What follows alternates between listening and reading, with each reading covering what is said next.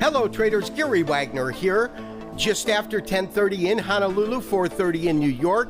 It is Wednesday, September the 7th, 2016, and this is the Daily Report for Gold and Silver. After yesterday's tremendous upside surge, a little bit of backfill or retracement is to be expected. We certainly got that today with the precious metals selling off fractionally. First to gold, we're looking at December COMEX futures trading off about $5 on the day, $4.80 to be exact.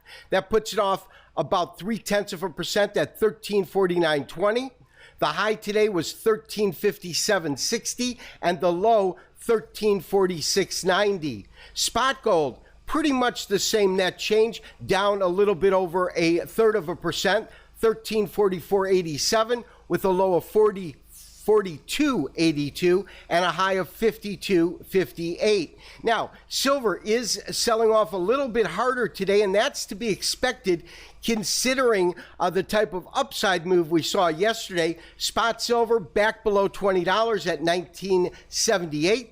Low on the day, $19.74, and the high, $20.13 on the day. And lastly, we will look at COMEX silver. That's at $19.87, down about 27 cents, with a low today of $19.81 and a high of $20.23. So traders, first of all, as I said on Trending Markets that I just finished recording, if you do hear background noise on today's recording, I do apologize. It's a matter of construction being done across the street that I cannot stop.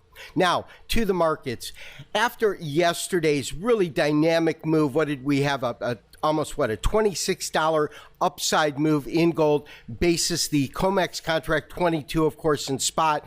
Today's move, as I said, is literally, as I'm looking at it, backfill, and I don't regard it seriously as any kind of a pivot point or reversal area at all. Now, we're looking at a daily chart. Now, on the daily chart, in terms of the candle itself, you can see it's an extremely small candle.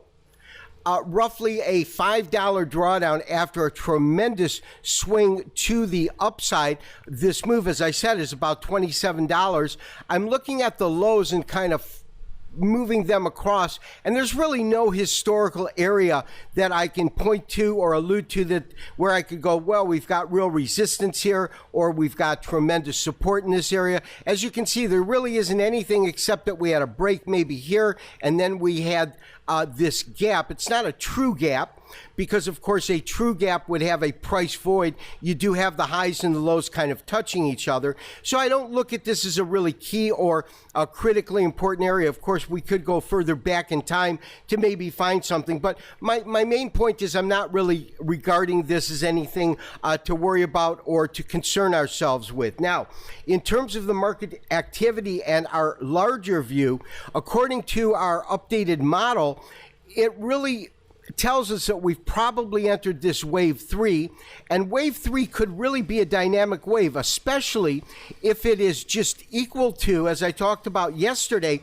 the move that we saw in wave 1, because that was what, $1,200 up to $1,375, so $170+ rally.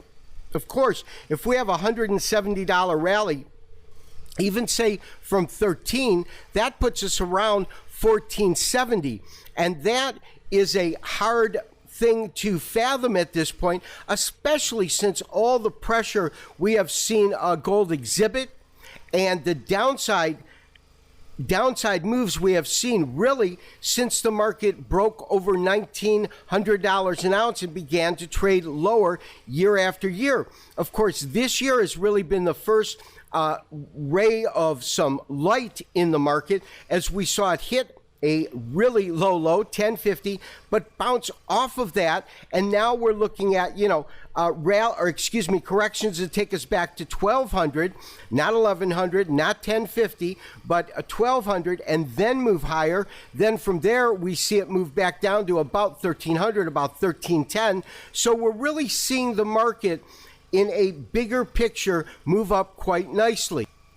And traders, of course, it really becomes evident when I compress the chart a little bit so that we can look at these bottoms that were achieved. This, of course, is the end of December 2015, beginning of 2016. There's our record lows at about 1050, and we take a look at the first real clip, so to speak, the first real rally. Took us from what, 1050 all the way up to about 1270, 1280. So dynamic move here. Another rally that's been a pretty dynamic rally. That's the last rally that we looked at. And so when we consider the rally that we're on now, it is a lot more likely considering these rallies that we have just seen from the beginning of this year. So the fact that we're looking for gold to break well above 1400 in the context of these last two dynamic rallies, it doesn't seem that far-fetched. The other thing to me that is quite noticeable is we hit this top here, we're labeling that as a 1. We go into this compression triangle, very, very similar to this compression triangle, and you would have thought, okay, we might see the market bottom and move up. In this case, we got that irregular. It did move up, but then came down and made a lower low. On this compression triangle, we got no move up, straight to a lower low, and now we're back in rally mode.